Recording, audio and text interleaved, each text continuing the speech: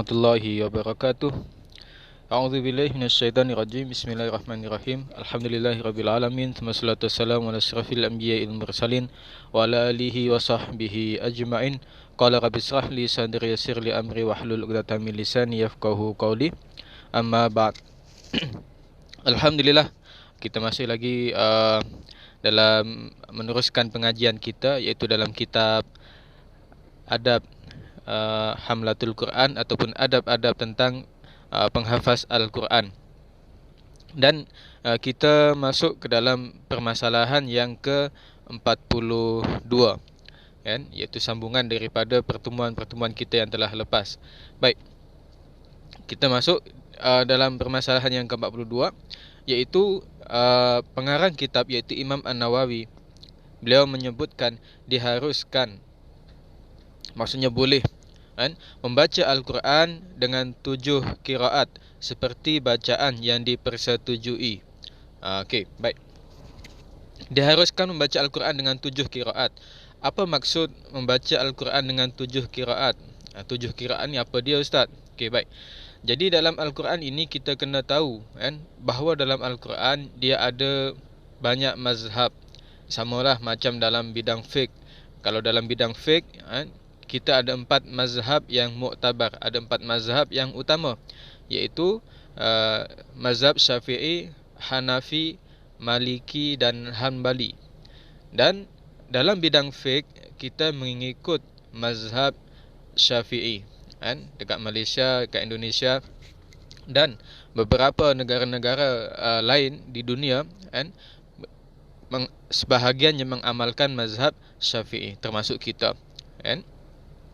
Maka dalam bidang Al-Quran kita juga mengenal beberapa mazhab, antaranya yang disebutkan oleh Imam An-Nawawi, iaitu 7 qiraat bacaan ataupun adanya 7 mazhab bacaan. Baik, siapa 7 qiraat ini? Siapakah 7 mazhab ini? Kita tengok dekat sini. Cuba kita perhatikan. Okey. Ini 7 qiraat ataupun 7 mazhab. Biasa kita sebut dengan Imam Qiraat 7 ataupun Qiraatus Sab'ah dalam bahasa Arab. Kan? Dia iaitu bacaan Al-Quran yang mengikut berdasarkan ketujuh imam ini. Yang pertamanya Imam Nafi' Al-Madani, kan? Kemudian Imam Ibn Katsir Al-Makki, kemudian Abu Amru Al-Basri, kemudian yang seterusnya yang keempat Abu Amir Al-Dimashqi, yang kelima Asim Al-Kufi, yang keenam Hamzah Al-Kufi, dan yang ketujuh adalah Al-Kisai Al-Kufi. Ini 7 mazhab dalam bacaan Al-Quran. Ini nanti insyaAllah kalian akan belajar ketika mana menyambung pada peringkat yang lebih tinggi, biasanya pada bidang diploma tahfiz Al-Quran ataupun pada bidang ijazah sarjana muda tahfiz Al-Quran. Nanti kalian akan belajar. Dan bukan setakat 7, bahkan ada 10 qiraat, ada 10 mazhab dalam bacaan Al-Quran. Baik. Kemudian yang jadi persoalan, qiraat ataupun bacaan yang kita baca, Al-Quran yang kita baca selama ni, kita ikut imam mana? Kita ikut mazhab yang mana? Kan? Maka jawapannya kita mengikut mazhab ataupun mengikut imam, iaitu yang ke-5. Kan? Kita mengikut Asim Al-Kufi. Sebab tu bacaan kita ni mengikut Asim Al-Kufi. Kan? Kita baca Al-Fatihah, kita baca daripada surah Al-Fatihah hinggalah surah An-Nas. Kita belajar ilmu tajwid apa semua tu, iaitu mengikut pada bacaan riwayat Asim Al-Kufi, kan? Dan kalau kita perhatikan, kan, bacaan imam-imam yang lain ada sedikit perbezaan. Kan? Perbezaan tu macam mana? Kan? Contohnya, kalau dalam Imam Asim Al-Kufi kita baca mad jaiz munfasil, kan, kita baca berapa harakat? 4 harakat, kan? 4 harakat ataupun 3 harakat, 3 harakat, 3 ataupun 4 harakat. Tetapi pada bacaan menurut mazhab yang lain, mungkin dia tak sama. Mungkin ada yang pendek, ada yang 2 harakat sahaja. Ada yang sama 4 harakat, 3 harakat, dan itu antaranya, dan banyak lagi lah perbezaan yang lain. Kan ini sedikit pengenalan. Jadi kembali kepada kitab perbahasan kita tadi, iaitu kita diperbolehkan membaca Al-Quran dengan menggunakan 7 qiraat bacaan yang telah dipersetujui, iaitu mengikut mazhab-mazhab yang 7 tadi itulah. Kalau kita tak belajar lagi, tak bolehlah nak baca. Kita setakat ni belajar mengikut mazhab bacaan Imam Asim, Imam Asim. Jadi kita ikut yang tu jelah, bacaan kita pun satu itu sahaja. Kalau kita nak belajar lagi tentang 7 imam tadi, tentang 7 mazhab bacaan Al-Quran tadi, nanti lepas ambil SPM boleh masuk Darul Quran contohnya. Nanti kat situ belajar 7 bacaan imam mazhab tersebut, ataupun sambung dekat kuis Selangor, ambil bidang ijazah sarjana muda Al-Quran. Dekat situ pun nanti kalian akan belajar tentang ketujuh mazhab bacaan dalam Al-Quran. Okey, baik. Maka tengok dekat kitab ni akan dijelaskan dalam bahagian ketujuh, insya-Allah. Nanti kita akan tengok dalam bab yang ketujuh daripada kitab ini. Perkenaan tentang kesepakatan para fuqaha untuk menyuruh bertaubat bagi orang yang membaca dengan bahasa yang asing apabila dia membacanya demikian. Kan kalau kita ni baca Al-Quran dengan bahasa selain daripada Al-Quran, selain daripada bacaan 7 mazhab bacaan tadi, itu kita kena bertaubatlah. Maksudnya benda itu adalah benda yang salah. Baik. Kemudian disebutkan sekiranya membaca dengan bahasa asing di dalam sembahyang, dalam solat, batallah solatnya dia tadi tu, jika dia mengetahui, kan? Jadi kalau kita baca Al-Quran dalam keadaan bahasa yang lain selain daripada bahasa Arab dalam solat, maka solat kita tu tadi adalah solat yang batal, kan? Jika tidak mengetahui, maka tidak batal sembahyangnya, dan tidak dikira bacaan itu baginya. Kalau dia tu tak tahu, contohnya dia ni mu'alaf, dia tak tahu hukum hakam lagi, dia solat, kan, solat tapi dalam keadaan belum penuh lagi lah ilmu dia tu, maka dia pun dimaafkan, kan.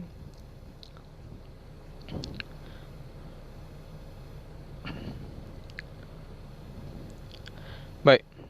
Yang ini tentang bacaan yang syaz. Bacaan yang syaz ni adalah bacaan yang asing. Kan, maka kita ni ialah orang kata tidak boleh sembahyang di belakang orang yang membaca dengan bacaan yang syaz. Kalau imam tu dia baca surah Al-Fatihah lain macam, kan. Dia bukan daripada bacaan 7 mazhab qiraah tadi tu, selain daripada tu contohnya, maka itu adalah bacaan yang syaz. Maka kita pun kena tidak bolehlah solat dekat belakang orang tersebut, kan. Jadi kita kena tegurlah kalau ada bacaan yang pelik tu. Kena tanya, Ustaz, imam tadi baca bacaan apa, kan? Contohnya, sebab kita tak tahu, mana tahu dia baca itu mengikut bacaan qiraat 7 tadi tu, kan? Kalau bukan daripada qiraat 7, maka memang itu adalah benda yang salah. Okey, baik. Kemudian yang seterusnya, masalah yang ke-43. Jika dia memulai dengan bacaan salah seorang ahli qiraah, maka hendaknya dia tetap dalam qiraah itu selama bacaannya berkaitan dengannya. Kalau hubungannya berakhir, dia boleh membaca dengan bacaan salah seorang dari ketujuh qiraah yang mahir Al-Quran. Pendapat yang lebih utama adalah tetap dalam keadaan pertama di majlis itu. Apa maksudnya ni? Perkara yang 43 ni maksudnya seseorang yang dia mengikut bacaan Imam Hafs, kan? Kita macam kita lah, kita mengikut bacaan Imam Hafs. Maka kita baca Al-Quran dalam satu-satu majlis. Contohnya solatlah, solat maghrib, dan Al-Fatihah kita mengikut bacaan Imam Hafs, maka hinggalah salam, maksudnya Al-Fatihah dan surah-surah yang kita baca dalam solat tu mestilah mengikut bacaan Imam Hafs, kan. Tetapi, kan, dalam ni disebutkan juga kalau hubungannya berakhir, dia boleh membaca dengan bacaan salah seorang daripada ketujuh qari yang mahir Al-Quran. Maksudnya macam mana? Dalam salat maghrib contohnya, Al-Fatihah dia baca mengikut Imam Hafs, tetapi surah yang dia baca, dan contoh dia baca surah Ad-Duha, kan, dia mengikut bacaan Imam Nafi', yang atas sekali tu. Imam Nafi'. Tapi bacaan dia tak samalah. Kalau Imam Hafs, wadduha wal laili idza saja, itu Imam Hafs. Kalau Imam Nafi' bacaannya dia lain. Nanti nak tahu bacaan Imam Nafi' dalam surah Ad-Duha macam mana, nanti kita akan kongsikan. Maka itu boleh, diperbolehkan. Bolehlah, maksudnya Al-Fatihah baca ikut bacaan Imam Hafs, Wad-Duha ikut bacaan Imam Nafi'. Boleh. Cumanya pendapat yang lebih utama, yang lebih afdal, kalau Al-Fatihah bacaan Hafs, maka Ad-Duha pun kenalah mengikut bacaan Imam Hafs. Itu dalam satu-satu solat ataupun dalam satu-satu majlis. Jangan kita campur aduk. Itu je. Jadi faham masalah yang ke-43 ni. Kena tetap pada satu bacaan imam sahaja, pada satu bacaan mazhab, satu mazhab sahaja dalam satu-satu majlis. Okey. Kemudian perkara yang ataupun masalah yang ke-44, kan? Para ulama berkata pendapat yang lebih terpilih adalah membaca menurut tertib mushaf. Maka dia baca Al-Fatihah, kemudian Al-Baqarah, kemudian Ali Imran, kemudian surah-surah sesudahnya menurut tertibnya. Sama sahaja dia membaca dalam sembahyang, dalam solat ataupun di luar solat. Salah seorang sahabat kami mengatakan, jika dia membaca pada rakaat pertama surah Qul a'udzu birabbin nas, maka dia membaca ayat sesudah Al-Fatihah daripada surah Al-Baqarah. Okey, baik. Jadi perkara yang ke-44, apabila kita membaca Al-Quran, kita kena baca mengikut tertib, mengikut turutan dia. Kan? Dimulakan dengan surah Al-Fatihah, kemudian surah Al-Baqarah, kemudian surah Ali Imran, kan? Dan juga seterusnya. Ini sama. Contoh, kalau kita dalam solat, kan, kita jadi imam. Kita baca surah tu, pastikan surah yang kita baca pada rakaat yang pertama, kan, kemudian yang kita sambung pada rakaat yang kedua tu, rakaat yang kedua yang kita baca tu, surah tu mestilah setelah surah daripada turutan rakaat yang pertama. Macam mana tu? Kita baca ikut turutan lah, mudah faham macam tu. Contoh, dalam solat maghrib, rakaat pertama kita baca Wad-Duha, kan? Kita baca surah Ad-Duha. Kemudian rakaat yang kedua kita baca surah Al-Ikhlas. Okeylah tu, cantik. Sebab kalau ikut mushaf, ikut tertib dia surah Ad-Duha dulu, barulah surah Al-Ikhlas. Itu bagus. Kan, kenalah. Yang tak kena, rakaat pertama salat maghrib, kan, kita baca surah kita baca surah An-Nas. Rakaat pertama baca surah An-Nas. Kemudian rakaat yang kedua kita baca surah Al-Ikhlas. Tak kena. Sebab apa? Dia tak mengikut turutan. Tak afdal lah kiranya, tak kurang utama, ataupun pahala dia tu berkurangan dan nampak tak cantik lah, kan? Kalau makmum tu dia tahu, dia alim, dia faqih, makmum tu dia akan terasalah, asal dia patah balik ni, kan? Rakaat pertama surah An-Nas dah, rakaat kedua surah Al-Ikhlas pula, patah balik ke belakang. Macam tak kena, tak sedap, kan? Macam itulah. Jadi kalau kita rakaat pertama dah baca surah An-Nas, rakaat kedua kena bacalah sebahagian ataupun sebahagian ayat daripada surah Al-Baqarah, kan, mengikut turutan dia. Lepas An-Nas, Al-Baqarah lah, kan, kalau pusing balik, sebab An-Nas tu adalah surah yang terakhir. Itulah, kan. Jadi ini kebiasaannya banyak ataupun ramai yang terlepas pandang mengikut membaca Al-Quran mengikut turutan, sama ada di luar solat ataupun di dalam solat. Maka kita pastikan benda ni tak berlakulah, kan, kalau kita jadi imam, ataupun kalau ada abang kita, ada adik kita, kan, yang dia tak tahu, bagi tahu. Ini adalah dalil berkenaan perkara tersebut, kan. Ini baik. Kemudian salah seorang sahabat kami berkata, disunahkan jika membaca suatu surah agar membaca surah berikutnya. Ini. Jadi kalau kita dah baca satu surah tu, pastikanlah kita baca surah selepasnya. Contoh, kan, kalau kita baca surah Ad-Duha, selepas surah Ad-Duha ialah surah Asy-Syarh ataupun Alam Nasrah. Itu sunnah. Selepas contoh kan ketika solat maghrib, rakaat pertama surah Ad-Duha. Kemudian rakaat yang kedua kita baca surah Asy-Syarh, Alam Nasrah. Itu sunnah. Itu cantiklah mengikut turutan. Kan? Dalil ini ialah bahawa tertib mushaf dijadikan demikian kerana mengandung satu hikmah. Itu. Jadi apa yang telah termaktub dalam Al-Quran, mengikut turutan dia, mengikut tertib dia tu ada hikmah di sebaliknya. Dan kalau kita perhatikan dalam surah Ad-Duha sebagai contoh, kenapa Allah Subhanahu Wa Taala selepas surah Ad-Duha, Allah Subhanahu Wa Taala sambung dengan surah Alam Nasrah, dengan surah Asy-Syarh. Kan? Ada kisah. Kenapa? Dan pada waktu itu baginda Nabi Muhammad sallallahu alaihi wasallam dalam tempoh masa yang lama, berbulan-bulan, dalam satu riwayat disebutkan sehingga 6 bulan, baginda Nabi Muhammad sallallahu alaihi wasallam tidak menerima wahyu daripada Allah Subhanahu wa taala. Kan? Maka baginda Nabi naik turun daripada rumah, naik turun ke puncak bukit untuk mencari malaikat Jibril, rindu dengan malaikat Jibril, rindu dengan Allah Subhanahu wa taala. Rindu untuk menerima wahyu. Naik turun bukit sehinggalah orang-orang kafir mengatakan Muhammad telah gila, Muhammad telah ditinggalkan oleh Tuhannya. Orang-orang kafir mereka menyindir baginda Nabi Muhammad sallallahu alaihi wasallam sehingga baginda Nabi rasa sedih. Tempoh 6 bulan tidak menerima sebarang wahyu daripada Allah Subhanahu wa taala, tempoh yang begitu lama.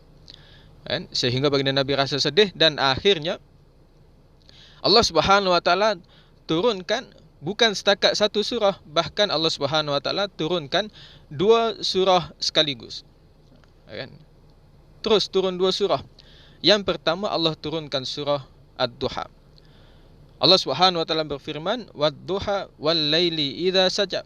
Demi waktu duha, wal-laili idza saja, dan demi waktu malam ketika mana malam ini adalah telah menjadi gelap gelita, malam yang sunyi sepi. Ma wadda'aka rabbuka wa ma qala. Allah kata, ma wadda'aka rabbuk. Wahai Muhammad, Tuhanmu iaitu Allah Subhanahu wa taala tidak pernah meninggalkan kamu. Wa ma qala, dan Allah Subhanahu wa taala ni tak pernah membenci kamu wahai Muhammad.